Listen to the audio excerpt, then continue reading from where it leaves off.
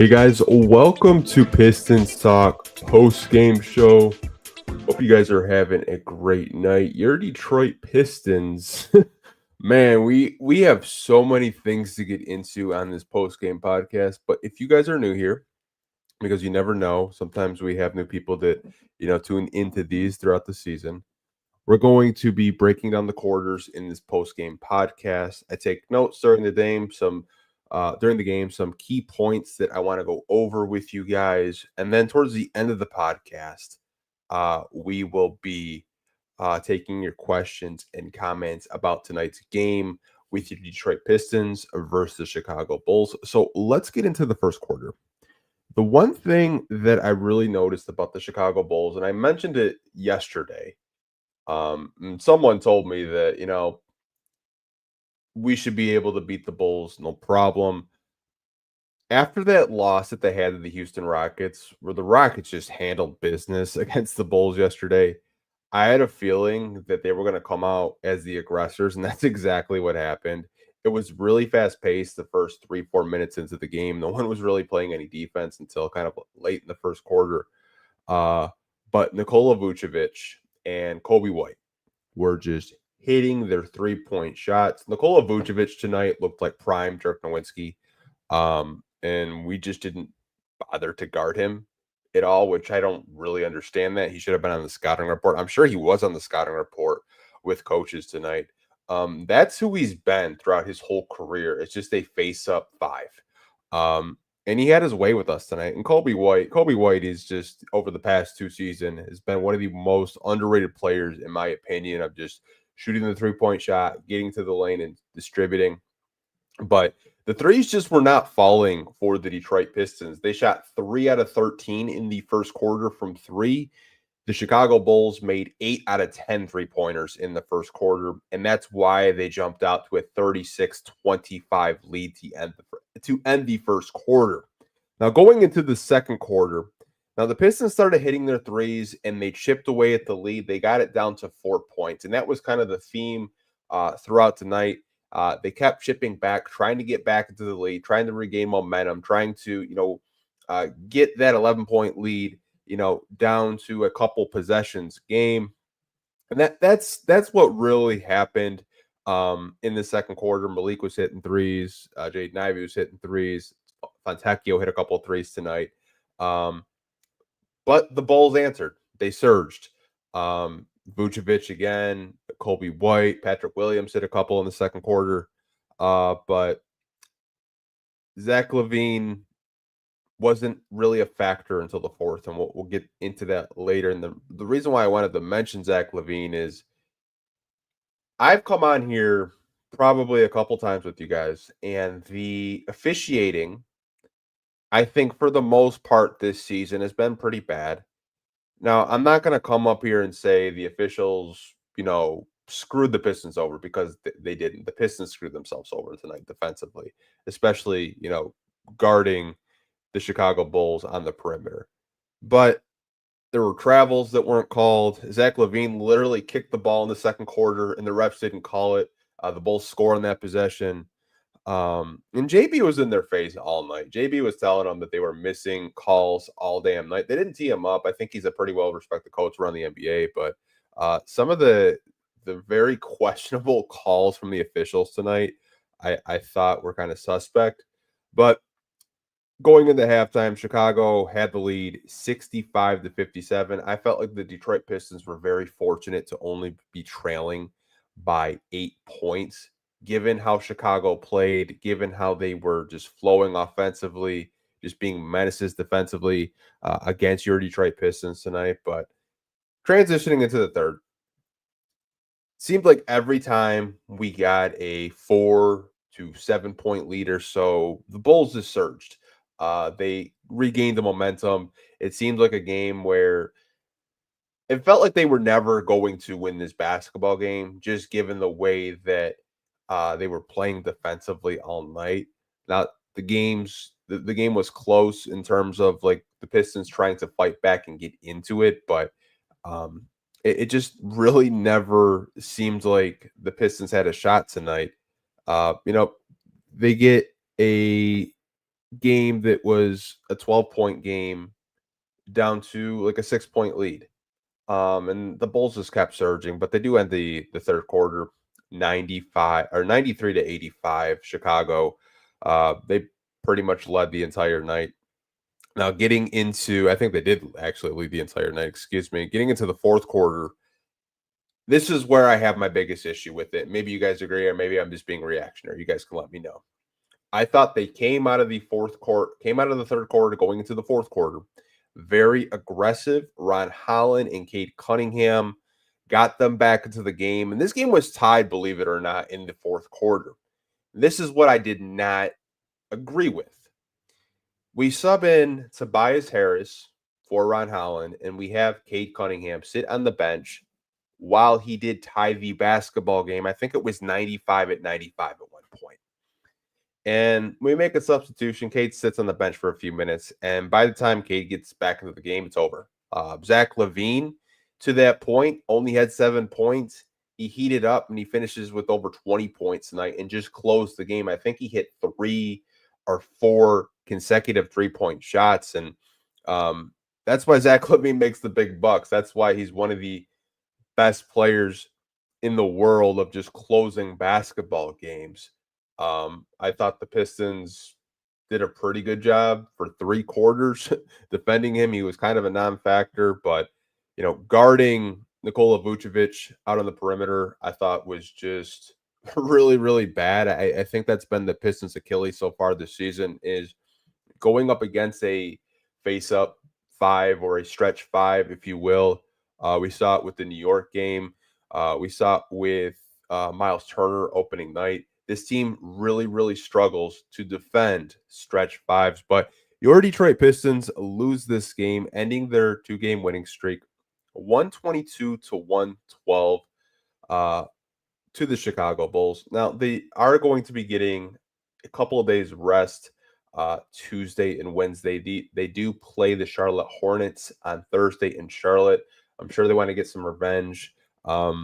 Given how the game went last time against the Hornets. But we are going to take a short break, you guys, and then we are going to get to your comments and questions, but we will be right back after this quick break.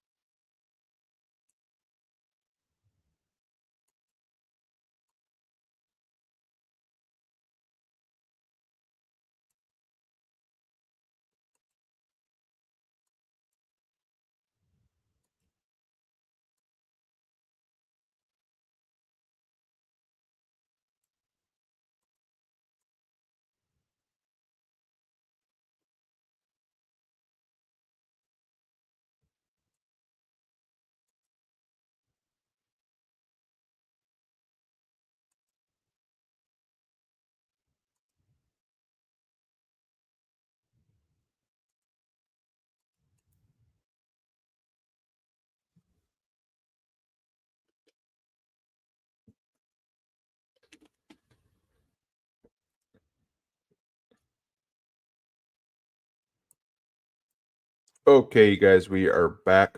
Appreciate you guys watching right now. Again, your Detroit Pistons lose 122 to 112. This is the part of the podcast where it's all about you guys. We're doing some comments and questions about the game. So if you have any comments or questions or just, general thoughts with this game tonight, leave them down in the YouTube chat if you are watching live. We do have a couple of comments we're going to get to, though. This comes from Johnny. He says, Bulls shot over 50% from 3 tonight. Yeah, let me pull up the box score. I know they shot a lot of threes. I believe it was over 20. Yeah, so I have it on my phone pulled up. So the Bulls shot 23 out of 46 from deep. Anytime a team hits 23s, it's going to be very, very hard to beat them. And the way that they were getting their threes, I think, is why I'm more disappointed in it. But yeah, shooting 50% from 3, you're going to win on most nights. But the fact that the Pistons kept getting back into this game, kept, clawing at that lead, getting it to a 4, to an 8-point lead, tying it into the fourth quarter. I thought their compete level throughout the game was pretty good. Just the first quarter, I think, is what lost us this game because we didn't really identify Nikola Vucevic as a threat, and he's one of the better stretch fives in the NBA. I mean, much like Brooke Lopez, Miles Turner, even Karl Anthony Towns to an extent, like all those guys just kill it from beyond the arc. I have a comment from Tiffany Odom. The Pistons weren't good from three, and you would think they'd learn not to leave Chicago's bigs open on the three-point line, but they kept doing it repeatedly. So this is what I want to talk about because maybe you guys saw the same thing I did. So to begin the game, JB Bickerstaff had Jalen Duren guard Nikola Vucevic, as you would expect, right? You want centers guarding centers. But what happened was JB realized Duren wasn't going out to the three-point line and picking up Vucevic consistently. So he switched Tobias Harris onto Nikola Vucevic. Now, Tobias Harris, for what it's worth, he tried. He tried his best, but it just wasn't enough. There were multiple plays tonight where Duren just couldn't find Vucevic. There were multiple times where he was open for three. Now, that is something that we talked about with you guys on this podcast is he struggles to defend stretch fives. Now, if you look at the box score, you're like, well, Duren had a great game. Had 20 rebounds, another double-double on his birthday. Like, had a really good game, but stretch fives has been his kryptonite. With more traditional centers, I thought he's done an okay job outside of like the Yoka Pirtle game in Toronto. Other than that, he's been okay defensively, but it's still something that he needs to improve on. I think he can improve on it. And I keep having to remind myself he's 21 years old. He's not a finished product. There's still room to grow, still room to develop him defensively. And I think that's what this young Pistons core has showed us. They were top 6 in defensive rating before this game, like a top 10 defense in defensive rating before this game. So JB Bickerstaff and the coaching staff is teaching these guys defensive techniques. He's teaching these guys how to defend. I want to be hard on Duren, but at the same time, it's like he's still young. I think there's still potential there to untap if he's willing to, give effort defensively, because at the end of the day, defense is all about effort. And there have been little spurts this season where he's shown effort, but, overall, there's been more negative than positive to like really talk about him on the defensive end of the floor. But I do agree with you, Tiffany. Leaving them out on the perimeter wide open was just a recipe for disaster. Johnny said he's disappointed, and I cannot lie.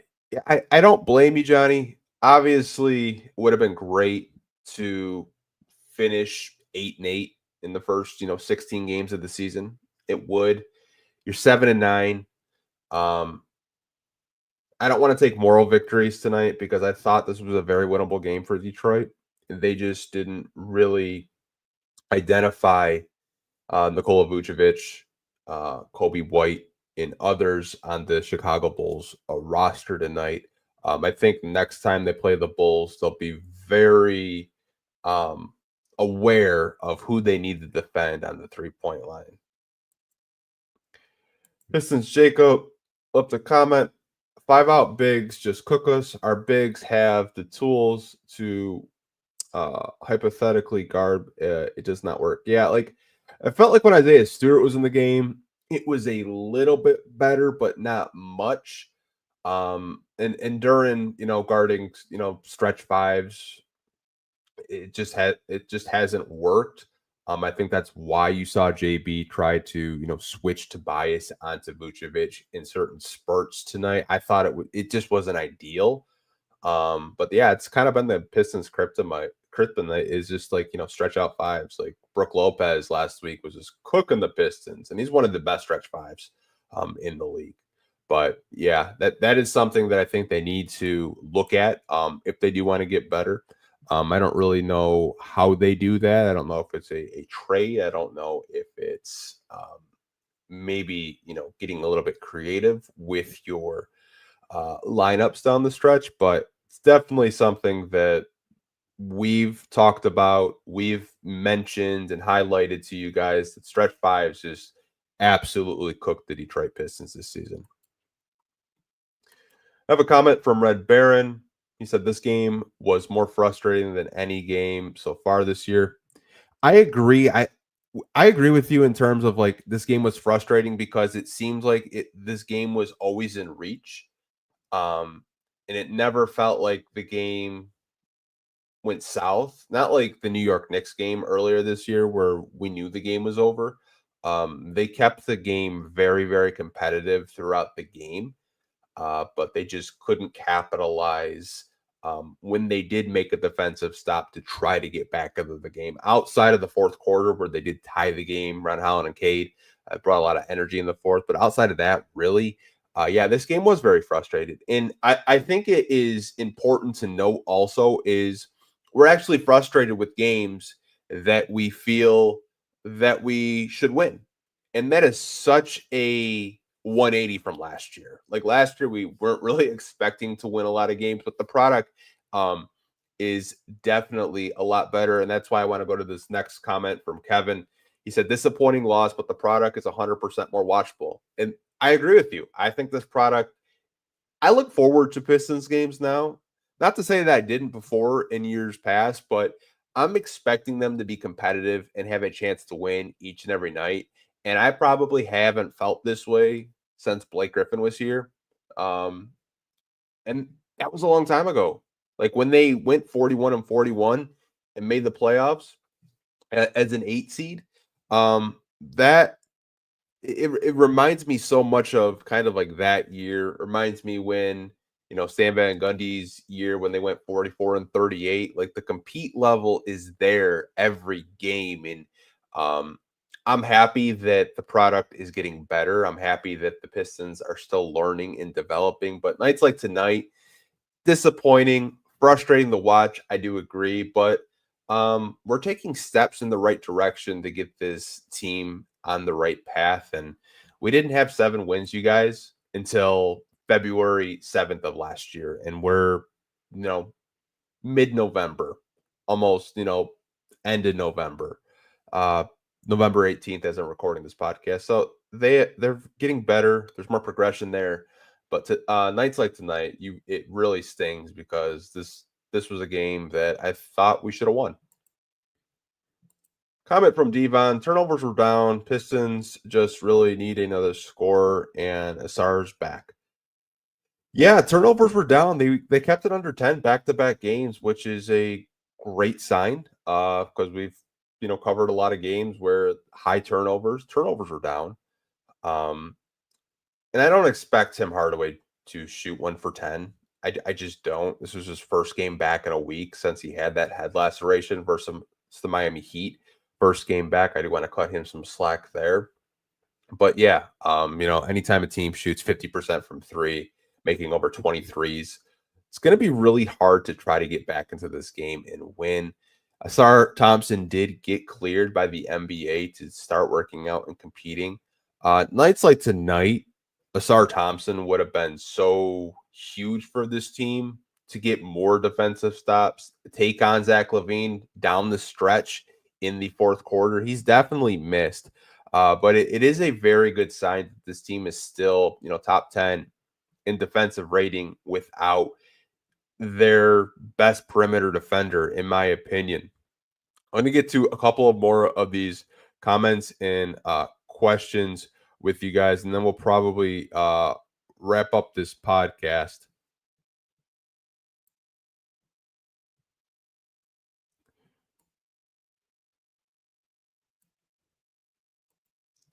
JB gets a little stubborn when it comes to his bets. Tim Hardaway Jr. had no business playing as much as he did tonight. I agree to an extent.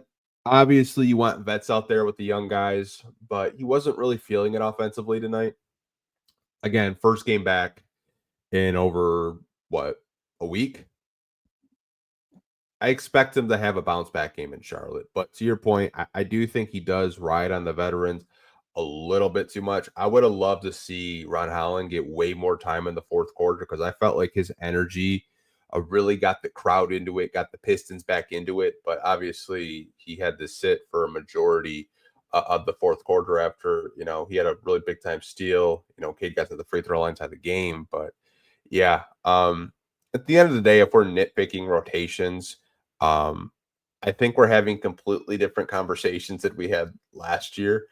We haven't really seen all bench lineups, but I expect THJ to, get better.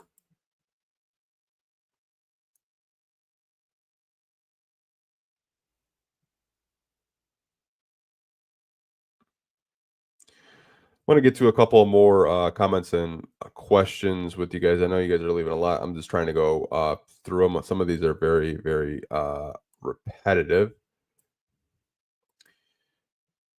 We got a comment from Chili. Defense isn't just hard work on the court and film room. It's also instinctive. Duran has neither hard work or instinct. It's so weird because during his rookie year, no, I'm not giving him a pass or anything like that. During his rookie year, he at least bothered shots and seemed like he was a little bit more mobile. I don't know if he gained weight or maybe his ankle isn't 100% recovered, but he just seems a step slow. To your point, yeah, defense is very instinctive. You can, watch film and try to get better that way. Defense, at the end of the day, I think is an effort thing. And at times throughout the season, the effort just hasn't been there. There have been times where JB just, rides on Isaiah Stewart because Isaiah Stewart, for what it's worth, gives you effort 100% of the time he's out there. He is very undersized for a position, but at least he tries to protect the rim every possession he has a chance to. Um, but yeah, man, it's just a game like tonight. It was really glaring with the effort defensively. He did grab 20 rebounds. It did score a little bit, had, a block shot or two, but the effort consistently for a full 48 minutes night just wasn't there from him. And again, you'd really like your starting center to protect the paint. You'd like your starting center to at least bother shots. I'm not asking him to block 5, 6 shots a game, but if you can at least bother shots like Stu has done so far this season, I think this defense is a hell of a lot better. I've told you guys during the summer, I thought if the Pistons really wanted to push for the playoffs play-in, Jalen Duren to me, I think is such a important piece for this team. We just need him to lock in defensively the way he does on offense.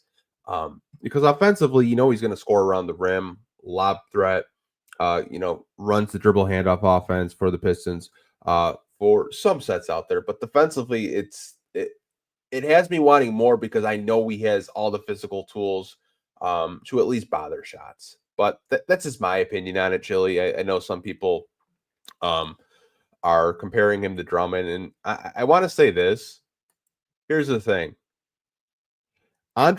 Andre Drummond gets a lot of slander from the Detroit Pistons community, and I get it. Like there are nights where he just didn't not want to play hard, but there are the other nights where he was locked in defensively protecting the rim. I honestly think Andre Drummond is higher on the totem pole than Jalen Duren is. I think Andre Drummond showed me more in his 8 years here what kind of player he is.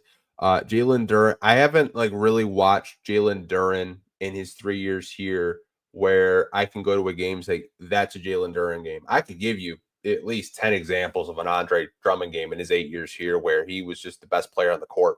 With Jalen Duren so far, I haven't been able to do that. Obviously, 21, he's still learning the games at the NBA level, but you really like to see the defense be more consistent out of him. A comment from Case Cracked saying Levine next to Cade would be deadly. He makes a lot of cash, though. You know what? It was almost a trade. It was almost a trade last year.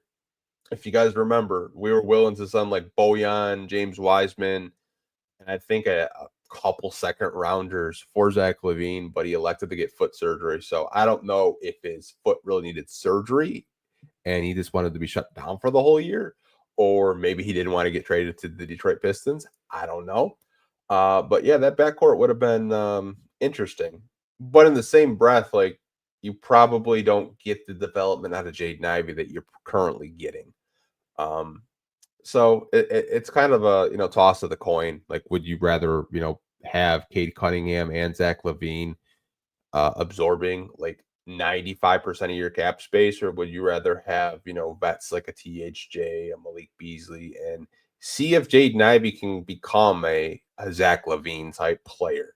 Um, I'm happy with the direction the Pistons are going in with Jaden Ivey and giving him as much on ball reps, off ball reps as they have early in the season, first 16 games or so. But yeah, those two in the backcourt would be good. But the money thing, I believe, it was the biggest reason why maybe it did not happen.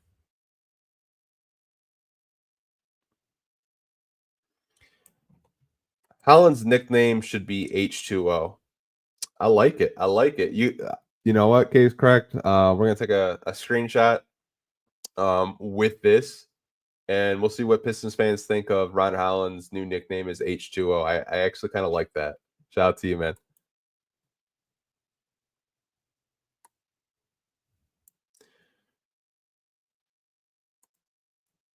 I have a comment from Cliff Cleans Kettlebell Coaching.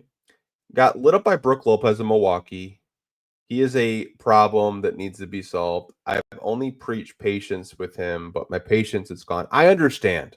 I 100% understand. When you play against stretch bigs like that just torch us, and you have more than two stretch bigs. You have at least 4 or 5 throughout the season. Like Miles Turner on opening night hit a couple big 3-point shots. Karl Anthony Towns had his way with the Pistons. He was just a nightmare to match up with. Brooke Lopez, Nikola Vucevic, you're starting to see a trend, right? With these centers, they can spread the floor. And Duran's kind of a throwback in a sense where he's around like 5 to 10 feet, like around the basket. He's going to score. Defensively, he has to do a better job at identifying what type of centers he's going up against night in and night out. There will be nights where he's going up against the guy that's, maybe 5 to 10 feet around the basket you have to worry about. Then like nights like tonight, when you're, facing a Nikola Vucevic, he has to identify, hey, this guy likes to shoot threes. This guy has a nice mid-range game. He runs a lot of DHOs. I need to be really tight on him. I have to run him off the 3-point line and make it difficult. And Duran has said he's watched a lot of film in previous podcasts that the Detroit Pistons had posted last year, but it is frustrating. You like to preach patience with young guys, but nights like tonight make it very, very difficult to preach patience because he just got cooked out there.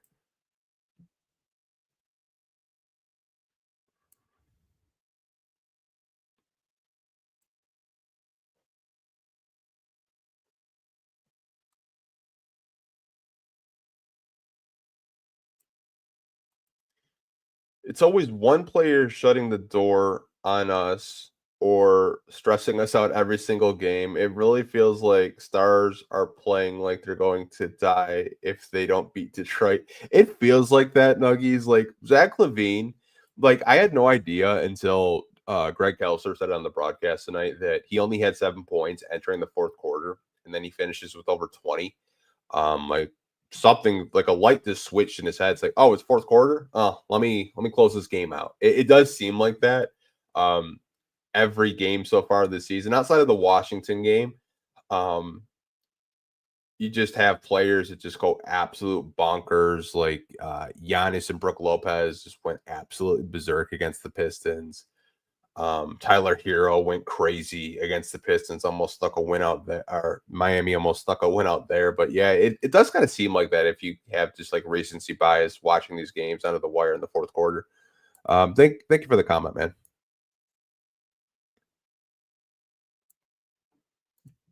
I have a comment from Ryan P. Pistons couldn't throw a beach ball in the ocean if they were drowning on the Titanic. Good Lord.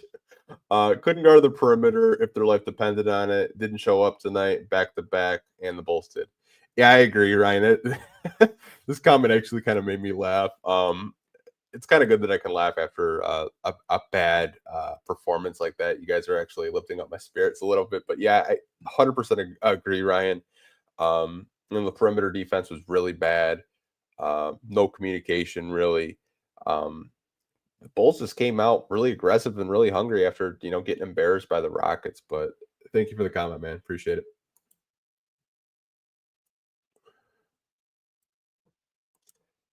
I have a comment from Red Baron. Sasser seems like he's getting confidence. Yeah, he got a little bit of time tonight. And then they kind of went away from him. I don't know if that was a rotation decision by JB Bickerstaff where he just wanted to play, THJ more because he was back. But yeah, good to see Sasser get some minutes and get his confidence back up. I have a comment from Game Nuts. We don't have a guy that can get hot consistently. Hoping Beasley fills that role as the season goes on with his recent performance, but I don't know. Thought Sasser might be that guy last season. I think Sasser has the potential to be that guy. But the problem that the Pistons face is when you look at the shooting guard, just rotation depth, if you will. You have Malik Beasley. They're playing THJ as a small forward just because they want more floor spacers and the shooters out there. Marcus Sasser kind of falls into that, third string shooting guard, if you will. To your point, yeah, I think I was hoping for Sasser to kind of be like that, just Lou Williams type, where you need some offense, sub them in. But I don't know. To your point, hopefully Malik Beasley can turn into that guy. But you'd really like to have just kind of like a microwave off your bench. I think Malik Beasley has all the potential to be that guy. I think he had 20 points again tonight. There were just opportunities tonight where his shots weren't falling, and it's kind of weird for me to say that because he had over 20 points, but like all last week, it seemed like he was making 5-6 3-pointers a game. But he had a good game tonight. I'm not really going to blame this loss on him too much. He tried defensively. He was making his shots out there. He was giving effort. But to your question, Game Nuts, yeah, it'd be really nice to have a guy that can just get you instant offense out there.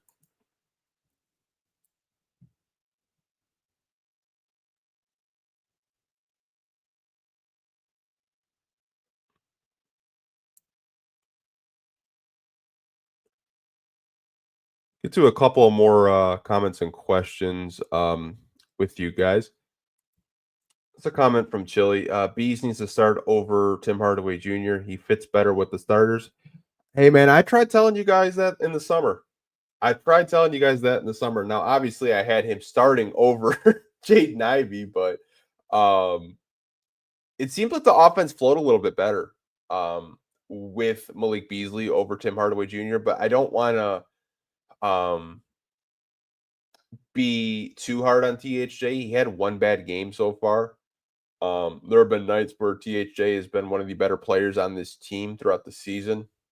Obviously, shooting 1 for 10 is really glaring, and you guys are probably going to look at that tonight for a big reason why we probably lost the game. But I wouldn't be opposed if you want to, throw a Malik Beasley in there at small forward next to Jaden Ivey and K to just, have another floor spacer, a guy that can score at all three levels, and just a guy that can get hot when he gets hot. Watch out. But I think if you either go with THJ at small forward or Malik Beasley until Asar gets back, I think it's definitely a good option to have if you're JB Bickerstaff.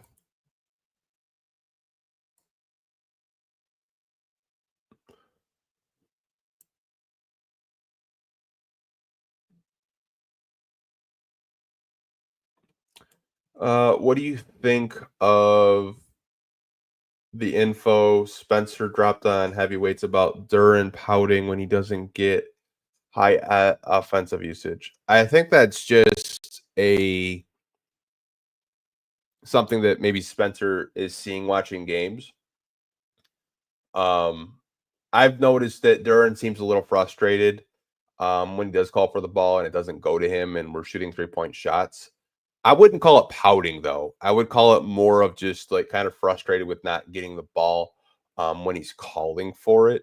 But that is a very good observation by Spencer. Actually, used to work with Spencer at Woodward Sports when I was there for over 2 years. But shout out to the Woodward heavyweights, him and Easy out there. So um, it is a good observation by him though. But I don't really see it as pouting, Chili. I see it more of just um, him understanding that he's not going to get the ball as much as he did last year. Like last year, they were just featuring him and feeding him consistently, but they weren't winning basketball games. They have 7 wins right now, and I think a lot of us are pretty happy with the 7-9 record overall. I think overall, the vibes are pretty good watching this basketball team night in and night out. JB is using Duran in ways that Monty didn't use him last year, and I think that's what you're seeing when you're watching the game right now. Do apologize. There's some ambulance going on behind me if you guys can hear that. I have a question from Sean Don Sports. Do you think we should make another move before the trade deadline? Expectations were low coming into the season, but now we're actually playing decent and could make the play-in or playoff push, play-in push. Great question, Sean Don. We do have an available roster spot open. We do have cap space available. I do think there is room for improvement. I know a lot of you guys have voiced your opinion on possibly getting another center. I think that is not out of the question.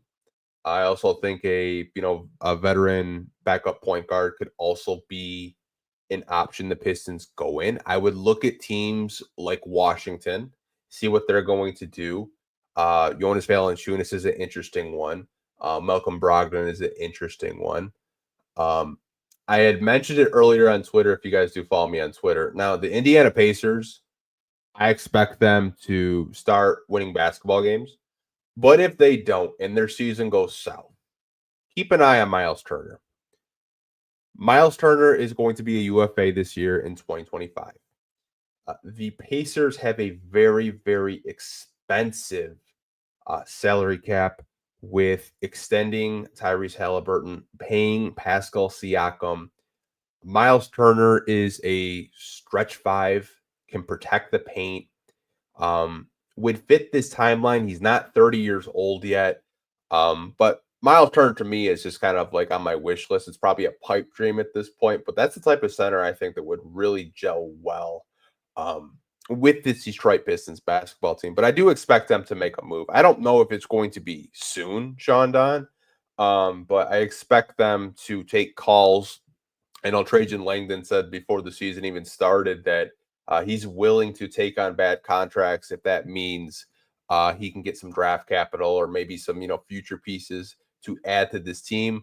I don't really know what the trade market is looking like right now as we're recording on November 18th, just started the season. But I wouldn't be surprised if they look to make some improvements to the roster if they keep this trajectory of just keep winning basketball games at the way that they are, because if you look in the Eastern Conference standings, like they would make the playoffs right now if the playoffs started today in 16 games. That's a good sign. I don't really know if we thought that they would be, in playoff contention this early under Trajan Langdon's tenure and under JB Bickerstaff, but I'm not complaining. I don't know about you guys. What's Don Maker up to? Okay, you're trolling organic. Last time I saw he was on the Rockets Summer League team. I really don't know what he's doing these days. I really don't. You guys are funny, man. I think last podcast you just started naming random Detroit Pistons players, but I don't know, man.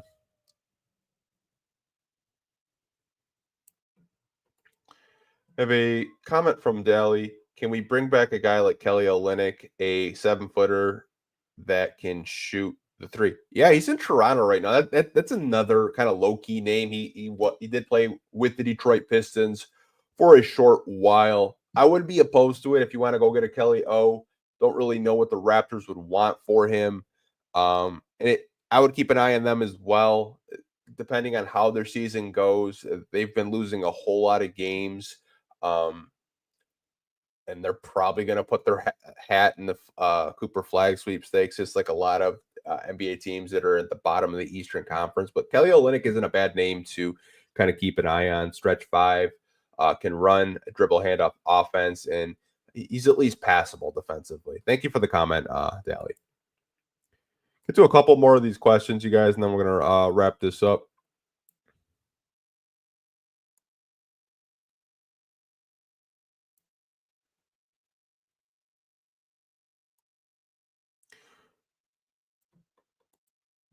Mega Hustle definitely would trade for Jonas Valanciunas as long it's a scrub player on the Pistons. Maybe Troy Weaver can do us a favor. He's an advisor there right now. I don't know. Yeah, I feel like JV is either going to go to a Western Conference team. I could see the Lakers putting their head in the race for a JV. The fact that the Wizards signed him and then said, yeah, by December 15th, that's when you can trade free agents that you signed this summer. We're going to be taking calls on him and seeing what we can get. Like, it was such a pointless free agent signing because you look at the centers that they have. Like, they still have Marvin Bagley, who barely gets any playing time. JV, they drafted Alex Sarr because Sarr wanted to play power forward. Like, Washington is just kind of like a mess. I don't really know what the hell they're doing, but yeah. JV, I had mentioned Miles Turner. If the Pacers season goes south, maybe you go target Miles Turner this summer, make it very uncomfortable for the Pacers to try to re-sign him. He's a guy that I've always been like really high on. It's just like a stretch five and can protect the paint at times. Get to a couple more of these questions from you guys, and then we'll wrap this up. And Bravo, I will let you have the last question. Haven't seen you in a while. Hope you're good, man. He says, I have one question. What in the world the Chicago Bulls are doing? They are a pad run team. They should be tanking this year. I don't know, Bravo. Like, their offseason was weird. They trade Alex Caruso for Josh Giddey, basically nothing. Would have thought they got at least a draft pick or two. They have vets like Zach LaVine and Nikola Vucevic. To your point, excuse me. To your point, I don't know what they're doing. I think they're just trying to be competitive and see what happens. And by trading deadline, if they're out of the playoffs, they'll probably just sell on their veterans. Maybe they trade Nikola Vucevic. He has one less year on his contract. Maybe they can see what they can get for Zach LaVine this year. I don't know, Bravo. Just kind of seems like a team that kind of stuck in the middle. Like, they're not going to win an NBA championship. They might be competitive enough to get a play-in tournament seeding, but I don't know, Bravo. They're a very weird team to try to get a gauge on. I'm like, we're outsiders trying to look in to see what Chicago's trying to do. We have no idea what Chicago's trying to do. I lied. I'll do one more question.